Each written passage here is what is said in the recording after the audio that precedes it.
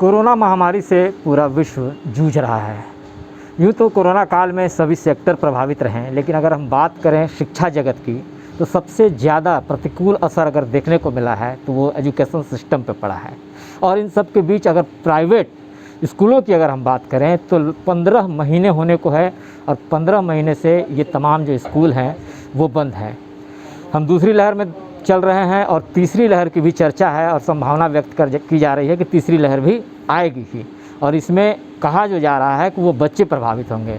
तो आप अंदाज़ लगा सकते हैं कि अभी आने वाले कुछ और दिनों तक ये जो स्कूल हैं, प्राइवेट स्कूल जहां बच्चे जाते हैं पढ़ने के लिए, इसे बंद रखा जाएगा। इस बीच लगातार यह मांग की जाती रही है कि प्राइवेट स्कूलों को सरकारी स्तर पर सहायता प्रदान की जाए। एक बार फिर झारखंड इंडिपेंडेंट स्कूल अलायंस की ओर से यह मांग ज़ोरदार तरीके से उठाई गई है। संगठन के ये जो हेड कार्यालय है, अविनाश कुमार वर्मा जी के आवास है यहाँ पे संगठन के पदाधिकारी लोग बैठे हैं अपनी मांगों को लेकर। हम बातचीत करेंगे उनसे और समझने की कोशिश करेंगे कि क्या उनकी मांग है और आगे की क्या योजना है। सबसे पहले अविनाश जी से आप बताइए, ये आपका जो संगठन है क्या चाहता है? देखिए, जैसा भी आपने इंट्रोडक्शन में ही कहा है कि पिछले 15 महीनों से, और जहाँ तक विद्यालय की बात है तो आगामी 15 महीनों तक ये व्यवस्था बनी रहने वाली है। जैसा हम लोग को मीडिया रिपोर्ट्स, एक्सपर्ट्स रिपोर्ट्स और WHO की बातें आ रही हैं कि आने वाले दिनों में भी अभी हम लोग के साथ ये समस्या बरकरार रहने वाली है।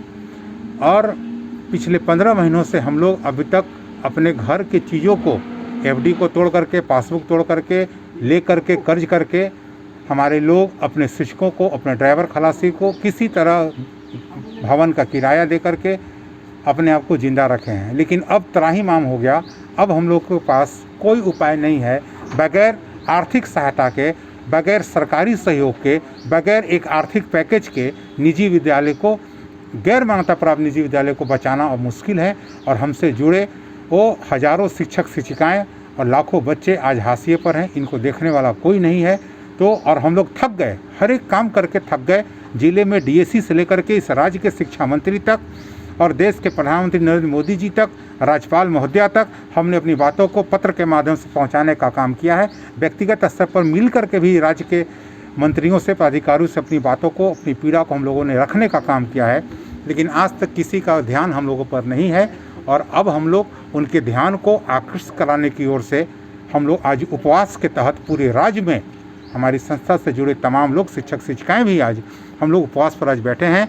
और इस किसी भी राज्य के लिए, किसी भी सुखी और संपन्न और प्रगतिशील राज्य के लिए चिंता नहीं, चिंतन का विषय है, जहाँ के शिक्षक उपवास पर बैठ जाएं, हड़ताल पर बैठ जाएं।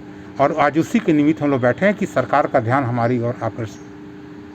तो सुना आपने, अध्यक्ष महोदय बता रहे थे झारखंड इंडिपेंडेंट स्कूल अलायंस का यह राज्यव्यापी कार्यक्रम है। राज्य में जहां भी संस्था के लोग हैं वो उपवास के माध्यम से सरकार का ध्यान अपनी ओर आकृष्ट करा रहे हैं।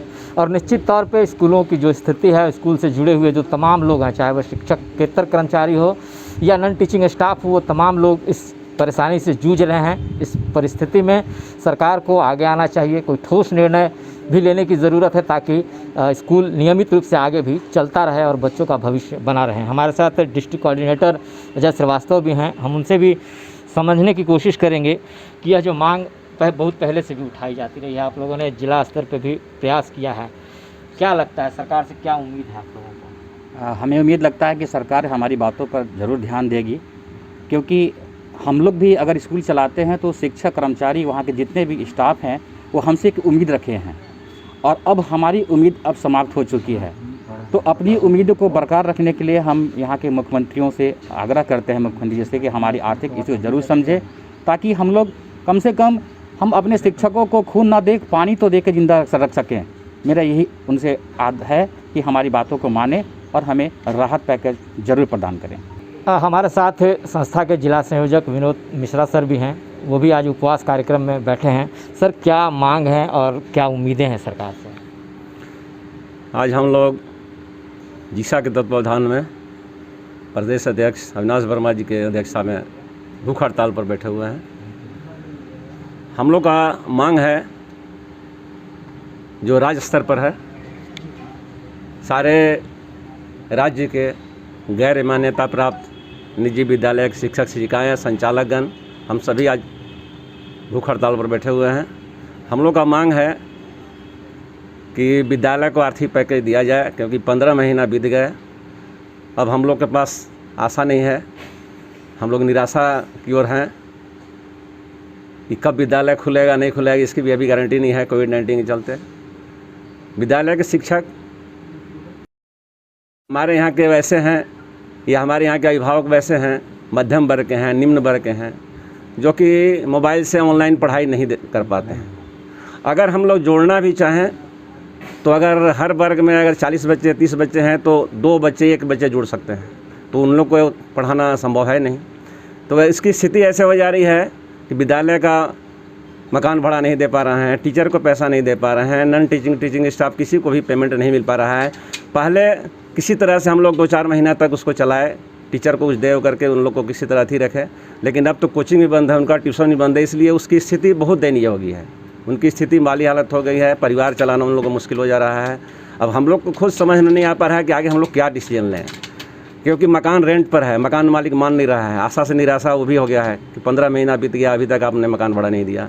टीचर को भी मजबूर होना पड़ रहा है कि स्कूल से पैसा मिलना ही नहीं है, ट्यूशन पढ़ा के भी जीविका चलाते वो भी बंद हो गया, ट्यूशन कोचिंग भी बंद हो गया।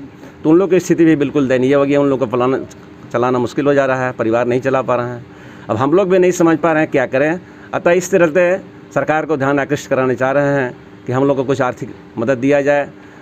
जो बस आदमी भाड़े जो बस हम लोग लिए थे, जो फाइनेंस कराए थे, वो भी है सो हम लोग को नहीं दे पा रहे हैं। मेरा ATM सारा फेल हो गया है, किस्त नहीं जमा कर पा रहे हैं, टैक्स नहीं जमा कर पा रहे हैं, उसका इंश्योरेंस नहीं कर पा रहे हैं, सारा चीज़ फेल हो गया, बिजली बिल नहीं जमा कर पा रहे हैं। अतः हम लोग से सरकार से ये मांग है कि इसमें हम लोग को आर्थिक मदद दिया जाए, ताकि हम लोग भी जीवित रह सकें, जिंदा रह सकें। क्योंकि हम लोग को ना लाल कार्ड मिला है ना ग्रीन कार्ड मिला है कि हम लोग भी 1 रुपये किलो गेहूँ चावल लेकर खा सकते हैं। इसलिए हम लोग की स्थिति बहुत ख़राब है। हमारे शिक्षक के शिक्षिकाएँ या अन्य शैक्षणिक कर्मचारी जो भी हैं, सबकी स्थिति बहुत ख़राब है।